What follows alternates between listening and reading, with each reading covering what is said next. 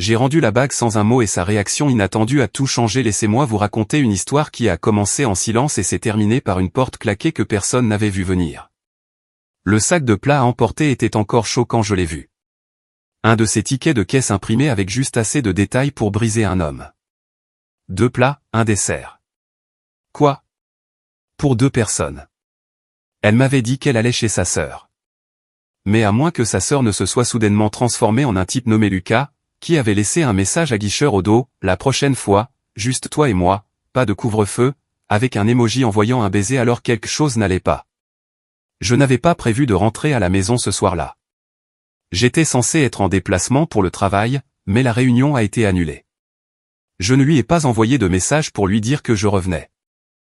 J'aimerais pouvoir dire que c'était une sorte de piège intelligent, mais en réalité, j'étais juste fatigué de voyager, de prétendre que nous étions encore, nous. J'ai laissé tomber mon sac et je suis resté là, dans la cuisine, à fixer le comptoir. Et puis je l'ai vu, pas seulement le ticket de caisse, mais la bague à mon doigt, toujours là, toujours loyale. Je l'ai fait glisser lentement, comme si j'enlevais la dernière couche de déni. Je l'ai placée à côté du ticket taché de vin. Elle paraissait trop propre, trop sincère. La porte s'est ouverte 15 minutes plus tard. Elle est entrée comme si elle avait gagné au loto, riant d'un message que quelqu'un venait de lui envoyer, tapotant sur son téléphone. Elle ne m'a pas vu tout de suite. Elle n'a même pas regardé vers le comptoir. Elle est allée directement dans la chambre et a fermé la porte derrière elle. Et c'est là que j'ai réalisé quelque chose de terrifiant. Elle ne cachait plus rien parce qu'elle pensait que j'avais déjà abandonné. Mais ce n'était pas le cas.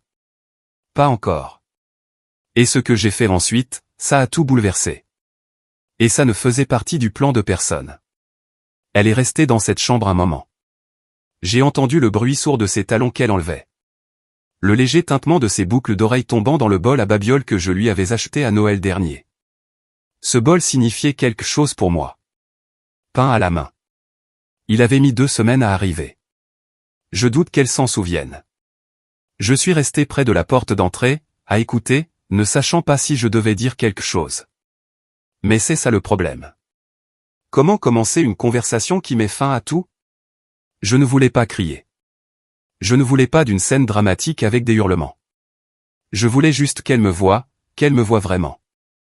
Mais elle n'a même jamais remarqué que j'étais là.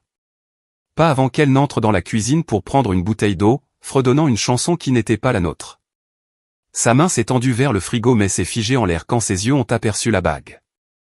Depuis le couloir, j'ai regardé tout son corps se raidir. C'était surréaliste, comme un arrêt sur image dans un film.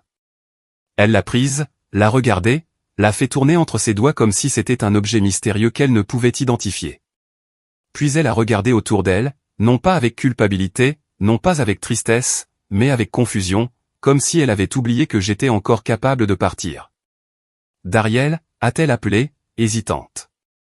Je n'ai pas répondu. Je suis juste sorti doucement et me suis assis dans ma voiture garée de l'autre côté de la rue. De la fenêtre, je la voyais faire les 100 pas. Elle n'a pas pleuré. Elle n'a pas appelé.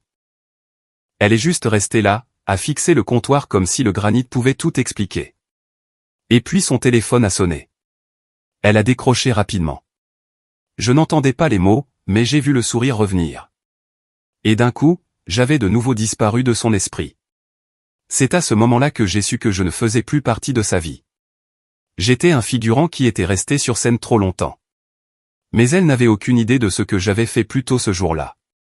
Quel email j'avais envoyé, quel message j'avais laissé à son patron, quelle lettre j'avais glissée dans ses bagages avant même qu'elle ne s'aperçoive de leur absence. Et le temps qu'elle l'ouvre, il serait déjà trop tard. Je n'ai pas dormi cette nuit-là. J'ai conduit jusqu'à ce que le voyant d'essence s'allume, je me suis arrêté dans un dîner ouvert 24h24 et j'ai commandé un café que je n'ai pas bu. Mon téléphone a vibré plusieurs fois, une fois pour Ray. Puis mon frère, Miles, probablement confus de mon absence à la soirée jeu. Je n'ai pas répondu. La vérité me semblait radioactive dans la poitrine. Comme si la toucher trop tôt allait tout réduire en cendres. Mais je n'arrêtais pas de revoir son visage quand elle a vu la bague. Pas dévastée, pas furieuse, juste perplexe, comme si c'était moi qui avais brisé une routine qu'elle pensait que je ne remettrais jamais en question. Mais cette routine était morte bien avant que je n'enlève cette bague. Elle n'avait simplement pas remarqué l'enterrement. Ce qu'elle n'avait pas remarqué non plus, c'est que son bagage à main, celui qu'elle laissait toujours à moitié fermé dans le placard pour les week-ends, avait été refait. Elle était censée s'envoler pour une retraite bien-être le lendemain matin, sauf que sa destination n'était pas un spa. C'était la maison au bord du lac de Lucas, à 2 heures de vol et à des années-lumière de l'honnêteté. Avant de quitter la maison, j'ai glissé une lettre tapée à l'intérieur de la doublure de son sac, non pas adressée à elle, mais à la fiancée de Lucas. Son nom était Aaron. Elle n'avait aucune idée que Ray existait. Mais grâce à quelques jours de filature amateur et à un ticket de caisse oublié dans la voiture de Ray, je l'ai trouvé sur LinkedIn, je lui ai écrit un message, je lui ai tout raconté. Pas d'amertume, pas de drame, juste les captures d'écran, les dates, les tickets de caisse, la vérité. Et puis j'ai imprimé la même chose, les plié soigneusement, et les glissé entre la robe de chambre en soie de Ray et une bouteille de parfum format voyage que je n'avais jamais vue auparavant. De cette façon, même si Aaron ne voyait jamais l'email, elle la lirait au moment où elle ouvrirait ce sac.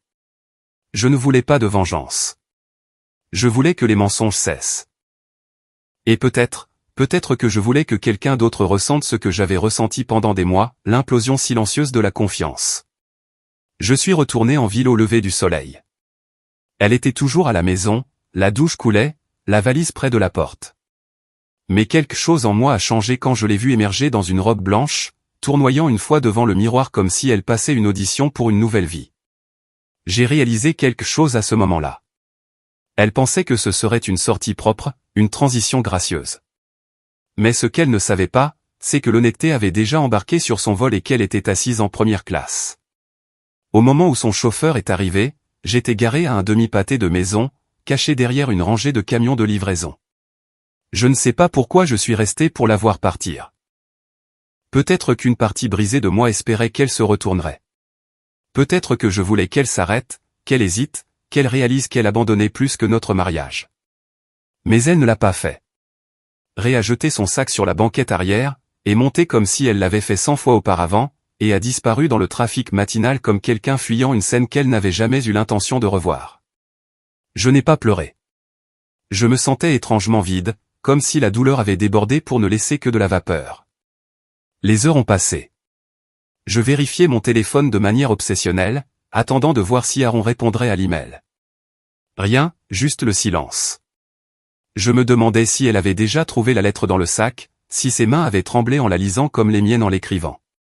Puis vers 20h47, c'est arrivé. Un message d'un numéro inconnu est apparu. Qui êtes-vous? Pas de ponctuation, juste une curiosité froide et directe. J'ai répondu, quelqu'un qui se croyait seul. Maintenant je sais que je ne le suis pas, 5 minutes ont passé. Dit et puis, je suis à la maison du lac. Elle est là et maintenant je sais tout.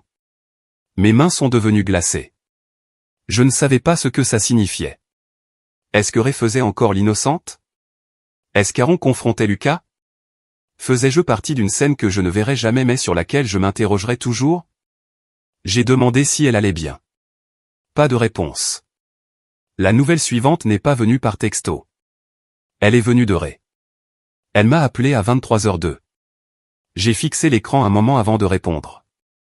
Dariel, dit-elle, la voix basse, tremblante. Où es-tu? Je n'ai pas répondu. Tu as laissé ta bague, ajouta-t-elle, comme si c'était le gros titre. Pas les mensonges, pas la trahison, pas le fait que la fiancée de son petit ami venait de découvrir toute la vérité tordue. Tu as laissé ta bague, et sa voix s'est éteinte. J'ai attendu et tout est fichu, murmura-t-elle. Le téléphone est devenu silencieux après ça. Elle n'a pas raccroché. Elle a juste arrêté de parler. Et c'était peut-être la chose la plus honnête qu'elle ait faite depuis des mois. Mais c'était trop tard, car il ne s'agissait pas seulement d'un mariage qui s'effondrait. Il s'agissait de deux étrangers découvrant qu'on leur avait menti à tous les deux, et l'un d'eux venait de présenter à Ray les conséquences qu'elle pensait ne jamais avoir à affronter. Le lendemain matin, je n'ai pas eu de nouvelles d'elle. Pas un seul texto, pas un appel manqué, juste un silence numérique là où le chaos aurait dû régner. Je n'arrêtais pas de rafraîchir ma boîte de réception, de vérifier le numéro qu'Aaron avait utilisé, mais il n'y avait rien. C'était comme si toutes les deux avaient été englouties par ce qui s'était passé à cette maison du lac. Et peut-être que c'était le cas. J'imagine le moment où Ray a franchi cette porte, valise à la main, mensonge au fond de la gorge, pour trouver Aaron là-bas à la place de Lucas. J'imaginais la confusion sur son visage, rapidement remplacée par l'horreur grandissante de la prise de conscience. Ray n'était pas habituée aux conséquences. Elle était habituée au contrôle, à peaufiner sa vérité et à la distribuer en petits morceaux répétés. Mais cette fois, elle est entrée dans une histoire qu'elle ne dirigeait plus. Vers midi, j'ai enfin eu des nouvelles de quelqu'un, mais ce n'était pas elle. C'était Aaron. Un court message, juste 5 mots. Vous aviez raison. Elle a fui. C'est tout ce que ça disait. Mais ça me disait tout. Ray avait paniqué. S'était enfui. Peut-être qu'elle avait nié au début. Peut-être qu'elle avait essayé de retourner la situation comme elle le faisait toujours. Mais les preuves étaient trop solides. Elle ne pouvait pas s'en sortir avec des mots cette fois. J'ai répondu, lui demandant si elle allait bien. Aaron a dit qu'elle était dans un hôtel, en train de tout digérer. Elle ne voulait pas de pitié. Elle voulait juste que je sache qu'elle comprenait maintenant, que nous étions tous les deux victimes de la même comédie, juste de côtés opposés du rideau. Cette nuit-là, Ray est finalement revenu, pas à la maison, juste à l'appartement. J'ai entendu sa clé dans la serrure vers 23h30. Je n'ai pas bougé. J'étais dans la chambre d'Amy, lumières éteintes. Elle n'a pas appelé mon nom. J'ai entendu ses talons claquer sur le parquet, puis s'arrêter. Elle a vu le salon vide, les comptoirs propres, mon absence, et toujours pas un mot. Elle a juste poussé un soupir, pas de chagrin, pas de remords, juste de l'épuisement, comme si elle était fatiguée de devoir s'expliquer à des gens qu'elle n'avait jamais eu l'intention de blesser. Elle a ouvert le frigo, est restée là une seconde, puis l'a refermé. Et puis elle s'est assise tranquillement, seule. Pour une fois, elle ne jouait pas la comédie. Et je pense que ça lui faisait plus peur que de s'être fait prendre. Mais aucun de nous n'avait encore dit la vraie chose. La vérité flottait toujours dans l'air, et plus elle y restait, plus elle devenait lourde. Je ne suis pas sorti de la chambre d'Amy avant la fin de la journée suivante. Non pas parce que je dormais. Je n'avais pas fermé l'œil de la nuit, mais parce que je ne savais pas ce que je dirais si je la voyais. C'est étrange comme une personne peut vivre à quelques centimètres de vous et pourtant sembler être un fantôme. Je l'ai entendu s'agiter toute la matinée, ouvrir des tiroirs, les refermer plus fort que nécessaire, comme si claquer du bois pouvait effacer la culpabilité. Quand je suis finalement sorti, elle était à table, faisant semblant de lire un livre que je n'avais jamais vu auparavant. Ray a levé les yeux comme si elle n'avait pas retenu sa respiration, comme si elle n'avait pas répété ce qu'elle dirait au moment où j'apparaîtrais. Dariel, dit-elle doucement, comme si elle cherchait la version de moi qu'elle n'avait pas encore détruite. On peut parler ? Je n'ai pas répondu tout de suite. Je suis resté là, à la regarder. La même femme, les mêmes yeux, mais je ne ressentais rien de familier. Ça n'était pas censé aller aussi loin, ajouta-t-elle, la voix tremblante. Je n'avais pas prévu de tomber amoureuse de quelqu'un d'autre. C'est juste arrivé. Cette phrase, c'est juste arrivé, m'a frappé comme une gifle donnée avec un gant de velours. Douce mais délibérée. Je te faisais confiance, dis-je doucement, et d'une certaine manière, ça semblait pire que de crier. Elle a hoché la tête comme si elle s'attendait à cette réplique, comme si c'était à la page 2 du script de confrontation qu'elle avait préparé dans sa tête. Je ne voulais pas te faire de mal, murmura-t-elle. Tu as toujours été si bon avec moi. Trop bon. Et c'est là que j'ai compris. Elle ne regrettait pas la trahison. Elle regrettait l'inconvénient qu'elle ait été exposée. Je lui ai demandé si elle savait qu'Aaron avait été à la maison du lac. Ses yeux ont tressailli juste une seconde, mais assez pour me répondre. Elle m'a dit de partir, admirée. Elle n'a pas crié, ne s'est pas battue, elle m'a juste présenté la vérité et a dit qu'elle en avait fini. Pareil, dis-je. Elle a levé les yeux, surprise, comme si j'avais brisé le script. Ce n'était pas la réplique qu'elle attendait. Tu en as fini, demanda-t-elle, comme si l'idée que ce soit moi qui parte ne lui avait jamais traversé l'esprit.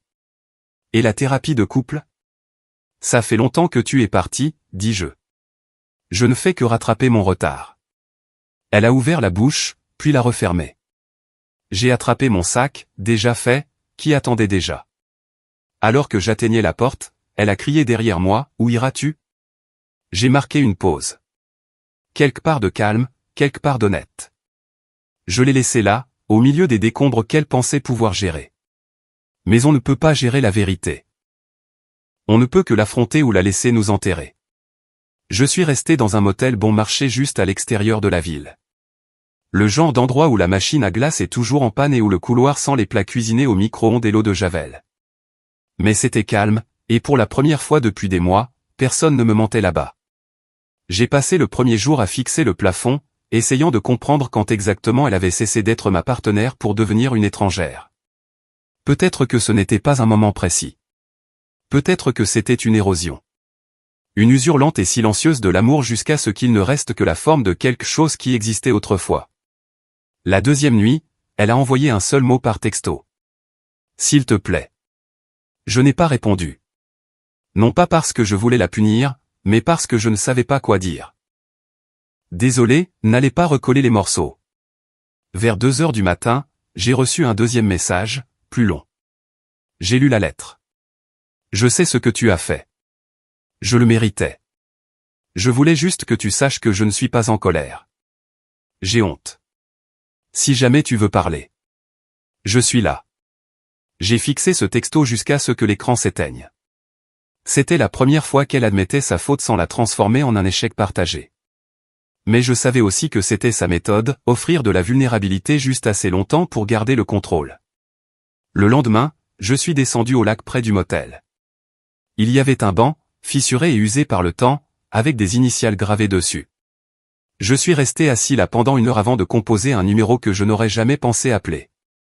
Aaron a décroché à la 3e sonnerie. Elle avait l'air fatiguée, pas en colère. « Salut », dit-elle, comme si nous étions de vieux amis qui comprenaient la douleur dans la même langue. Nous avons parlé pendant 1 heure de Lucas, de Ray, de la façon dont la trahison vous fait douter de tout ce que vous pensiez solide. Et à la fin de cet appel, elle a dit quelque chose qui m'est resté. Tu n'es pas l'idiot, Dariel. Tu étais juste celui qui est resté authentique pendant que tous les autres jouaient la comédie. Cette nuit-là, j'ai finalement répondu à Ray. Je n'ai pas dit grand-chose, juste que j'espérais qu'elle trouverait un moyen d'arrêter de jouer un rôle, que peut-être un jour elle serait honnête. Pas pour quelqu'un d'autre, mais pour elle-même. Elle a répondu, tu as toujours mérité plus que ce que je t'ai donné. C'était la bonne phrase, juste adressée à la mauvaise version de moi. Parce que l'homme qui attendait autrefois près de la fenêtre en se demandant si elle rentrerait à la maison n'existait plus. 3 mois plus tard, je ne reconnaissais pas mon propre reflet. Et je le dis de la meilleure façon possible. L'homme qui se tenait devant ce miroir n'était plus blessé ni dans l'attente. Il ne vivait plus dans le silence ni ne dormait à côté de la trahison. Il avait cessé de chercher des réponses chez des gens qui ne donnaient que des demi-vérités. Après que tout s'est effondré, j'ai commencé à aller dans ce petit centre communautaire du centre-ville, non pas pour parler de mon mariage, mais pour faire du bénévolat, réparer des choses, peindre, trier des dons alimentaires. Il y avait quelque chose de curatif à utiliser à nouveau mes mains, à faire quelque chose qui n'avait rien à voir avec elle. C'est là que j'ai rencontré Élise. Pas de manière dramatique comme dans une fin de film, juste 2 personnes pliant des boîtes dans le même coin. Elle m'a demandé pourquoi je scotche chaque boîte 2 fois. J'ai répondu, parce que certaines choses se cassent trop facilement. Elle a souri comme si elle comprenait que je ne parlais pas vraiment de carton. Nous sommes devenus amis, puis plus, lentement, prudemment, respectueusement. Élise n'était pas un remplacement. Elle n'avait pas besoin de l'être. Elle m'a rencontré là où j'étais et m'a aidé à voir que la douceur n'était pas un défaut. C'était la chose même qui m'a sauvé. Ray a finalement envoyé un dernier message, une photo de la bague. Elle a dit qu'elle la gardait sur son rebord de fenêtre parce que cela lui rappelait la version d'elle-même qu'elle aurait aimé ne pas avoir détruite. Je n'ai pas répondu, non pas par colère, mais parce que je n'avais plus rien à prouver. J'étais déjà passé à autre chose. Elle était restée dans le passé. Et c'est peut-être ça, la fin la plus vraie. Pas l'adieu dramatique, mais le choix silencieux de construire quelque chose de mieux. Alors, à tous ceux qui écoutent, vous pouvez survivre au moment que vous pensez être votre point de rupture. Et de l'autre côté, il pourrait y avoir quelque chose de plus doux, de plus fort et de plus honnête que ce que vous avez perdu. Il faut simplement traverser le silence pour le trouver. Merci d'avoir regardé cette histoire sur la chaîne Reddit Confession. Si vous avez déjà vécu un tournant comme celui-ci, un moment où la douleur vous a poussé à grandir, partagez-le dans les commentaires. Ou mieux encore, parlez-nous d'un événement surprenant de l'histoire qui a tout changé pour quelqu'un. Nous adorerions entendre votre histoire. N'oubliez pas d'aimer, de vous abonner et de rester à l'écoute pour d'autres histoires vraies qui vont au-delà des apparences.